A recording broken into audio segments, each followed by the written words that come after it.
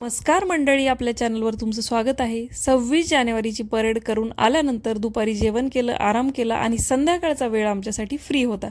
त्यामुळे 4 वाजता आम्ही निघालो दिल्लीच्या दिल्ली हाट मार्केटला।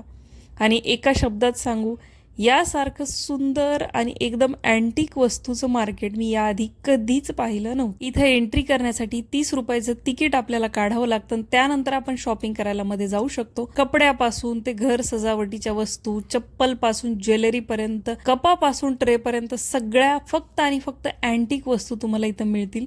वेगवेगळ्या भारताच्या भागातल्या वेगवेगळ्या वस्तू सुद्धा आपल्याला मिळतील, जसे की गुजराती, राजस्थानी, पंजाबी।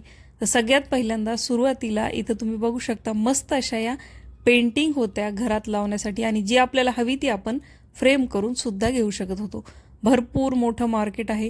थंडीचे दिवस इकडे चालू होते, त्यामुळे भरपूर काश्मीरी किंवा पश्मिना वर्कच्या शॉल वगैरे अवेलेबल होत्या, काश्मीरी कुर्तीज अवेलेबल होत्या। आपण इथं बघू शकतो लेदरच्या पर्स सुद्धा खूप सुंदर होत्या। सोबतच या वर्क केलेल्या स्लीपर्स होत्या, कोल्हापुरी चप्पल होत्या, नॉर्मल चप्पल होत्या। आणि या दुकानाच्या बाहेरनं ही अशी सुंदर ज्योती लावलेली होती, जी मला खूप आवडली। या हिलवाल्या ज्योतीसुद्धा अवेलेबल होत्या। यांच्या रेट 900 ते 1000 रुपयापर्यंत होते। त्यानंतर हळूहळू पुढं मार्केट आम्ही एक्सप्लोअर करत गेलो। इतके सुंदर वर्क केलेले हे आरशे, करंडे, किचन, सोबतच चहाचे कपसुद्धा होते, जे फक्त डेकोरेशनच्या कामाचे होते। हे ट्रेस आणि ट्रेचे सेटसुद्धा खूप सुंदर होते, जे 400 रुपयापासून सुरू होत होते ते 1000 रुपयापर्यंत। वेस्टर्न ड्रेसवर, वन पीसवर, साडीवर जाणारी ही वेगवेगळी ज्वेलरी इतकी सुंदर होती, पाहिजे त्या कलरची अवेलेबल होती। सोबतच ऑक्सिडाइज ज्वेलरी सुद्धा इथं होती। वेगवेगळ्या आकाराच्या, वेगवेगळ्या डिझाईनच्या पर्ससुद्धा अगदी सुंदर इथं अवेलेबल होत्या।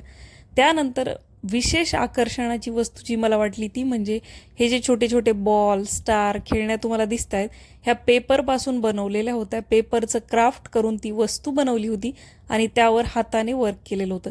हे पूर्ण दुकान काश्मीरी वर्कचं इथं होतं। सगळ्यात सुरुवातीला हे हँड प्रिंट केलेल्या पेपरच्या वस्तू, सोबतच काश्मीरी शॉल, नंतर काश्मीरमध्ये किंवा त्या वर्कचं जे जे अवेलेबल आहे ते सगळं इथं होतं। बाहेर आल्यानंतर पंजाबी स्टॉल होता, जिथं हे फुलकारी दुपट्टे आणि फुलकारी वर्कचे ड्रेस मटेरियल अवेलेबल होते। तुम्ही इथं बघू शकता, खूप सुंदर हे वाटत होते। त्यानंतर जसजसं आपण पुढे जाऊ तसं घर सजावटीच्या अगदी छोट्यापासून ते मोठ्या वस्तूपर्यंत सगळ्या वस्तू इथं अवेलेबल होत्या।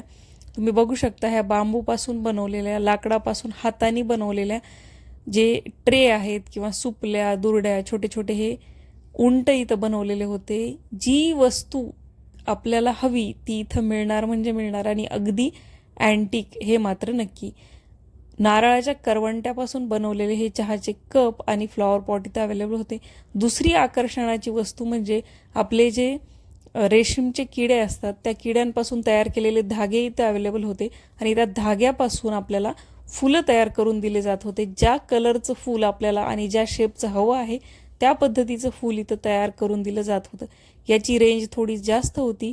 एका फुलाची किंमत जवळजवळ 150 रुपये अशी होती, पण अप्रतिम डिझाईन होती। त्यानंतर पुढे गेल्यावर हे जुन्या काळात जसे होते तसे पितळेचे झारे, चमचे, तांब्या, वाटे, सोबतच कास्याच्या वाट्यासुद्धा इथं अवेलेबल होत्या। त्यानंतर जसं आम्ही पुढे गेलो तसं इथं मस्त बांबूच्या दुरड्या मिळाल्या होत्या। आता मी काय काय घेतलं ना, याचा एक स्पेशल व्लॉग बनवणार आहे। त्यामध्ये मी नक्कीच दाखवेल की मी काय काय घेतलं आणि किती किमतीला घेतलं। त्यानंतर या लाकडी वस्तूसुद्धा खूप सुंदर होत्या, सगळ्या लाकडापासून तयार केलेल्या होत्या आणि मस्त कलर करून त्यावर हाताने वर्क केलेलं होतं। पर्ससुद्धा अगदी गोंड्याच्या पर्सपासून ते फुलकारी वर्कच्या पर्स, नॉर्मल ऑफिसच्या बॅग, या सगळ्या प्रकारच्या पर्स इथं अवेलेबल होता। आणि माझी सगळ्यात जिव्हाळ्याची आणि आवडीची वस्तू मला इथं मिळाली ती म्हणजे फ्रीज मॅग्नेट। इतक्या वेगवेगळ्या खाद्यपदार्थांचे फ्रीज मॅग्नेट इथं होते, आणि तेही अगदी रिअलिस्टिक वाटत होते। थोडंही काहीतरी असं बनवलं असं वाटत नव्हतं। खूप बारकाईने बनवलेले हे फ्रीज मॅग्नेट होते। एकाची किंमत 150 रुपये सांगत होते, पण भरपूर बार्गेनिंग या मार्केटमध्ये चालते। त्यामुळे ज्या किमतीला तुम्हाला वस्तू सांगितलेल्या आहेत, तुम्ही जर इथं आला तर त्या किमतीला त्या घेऊ नका। बऱ्यापैकी म्हणजे 100%पैकी 20% तरी किंमत कमी होते। हळूहळू पुढे गेल्यानंतर हे गुजराती मीनाकारी जे वर्क असतं, आरशाने तयार केलेलं कच्छी वर्क, त्या वर्कचे वॉल डेकोरेटिव्ह पीससुद्धा इथे अवेलेबल होते। वुलनपासून तयार केलेले फुलं आणि फ्लॉवर पॉट होते, सोबतच दगडावर आर्ट इथं केलं जात होतं। तुम्ही बघू शकता गणपती, ओम किंवा आपल्याला घराच्या बाहेर जर हे असे दगड लावायचे असतील तर त्यासाठी सुद्धा ते आपल्याला हवं तसं कस्टमाइज करून देत होते. हे छोट्या छोट्या दुरड्या सुपल्याचे किचन खूप सुंदर होते. 50 रुपयाला एक ते सांगत होते. आलं ना, भारताची विविधतेमध्ये एकता जी म्हणली जाते ना ती प्रकर्षानं जाणवते. कारण सगळीकडच्या सगळ्या राज्यातले एक एक स्टॉल इथं अवेलेबल होते. वेगवेगळ्या प्रांतातले भारतातल्या लोक इथं होते आणि आपली आपली जी कला आहे ती इथं विकल्या जात होती. आणि एकाच छताखाली आपल्याला सगळीकडची कलाकृती आणि संस्कृती बघायला मिळत होती. आणि आपण त्या भागात जाऊन जर ते घेऊ शकत नसलो तर इथं आपल्याला सगळ्या वस्तू त्या रेंजमध्ये अवेलेबल होत होत्या. त्यानंतर हे जे राजस्थानी मातीचे भांडे तयार केले जात होते तिथंच तयार केले जात होते आणि त्याला कलर देऊन अगदी व्यवस्थित मस्त कलाकृतीमध्ये ते विकायला सुद्धा ठेवलेले होते. हे लाकडाचं दुकान होतं. इथं पोळपाट बेलण्यापासून ते सगळ्या लाकडी वस्तू, जुन्या अँटिक घड्याळासुद्धा मिळत होत्या. आणि आपल्याला जर इथं मातीची कला शिकायची असेल ना तर ती सुद्धा शिकवल्या जात होती. लाकडाचे कंगवे सुद्धा इथे अवेलेबल होते. या पितळी वस्तू ज्या आपल्याला उदयपूरला वगैरे मिळतात, हत्ती किंवा पितळी मूर्त्या, ह्या सगळ्या होत्या. उदबत्तीचे स्टँड खूप सुंदर रंगवलेले इथं होते.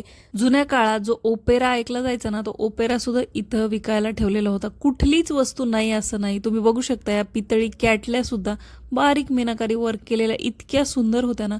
एक एक वस्तू अशी बघण्यासारखी आणि अँटिक होती. त्यामुळे जी वस्तू बघल ती नवीनच वाटायची माझ्यासाठी तरी. मस्त असे मेणबत्त्यांचे स्टँड इथं होते, ज्याला कॅन्डलचे स्टँड किंवा कॅन्डल होल्डर ज्याला आपण म्हणतो ते. आणि हे पितळी शोचं दुकान होतं जिथं वेगवेगळ्या जुन्या काळातल्या पितळीच्या ज्या वस्तू होत्या त्या ठेवलेल्या होत्या. देवांच्या मूर्त्या ठेवलेल्या होत्या. भरपूर प्रकारचे कपडे सुद्धा अवेलेबल होते ज्याची की मी शूटिंग केलेली नाही कारण एवढं शूट करायला होतं की करून करून मी थकले. नारळाच्या करवंट्यापासून तयार केलेले शोचे झाडं सुद्धा होते. त्यानंतर भरपूर अशी भूक लागली होती. वेगवेगळ्या रिजनमधले वेगवेगळे खाण्याचे पदार्थ सुद्धा इथे अवेलेबल होते. आम्ही मात्र मस्त छोले भटुरेवर ताव मारला आणि घरी आलो. व्हिडिओ आत्तापर्यंत बघत असाल तर लाईक शेअर सबस्क्राईब करा. मी भेटते पुढच्या व्हिडिओमध्ये. तोपर्यंत बाय.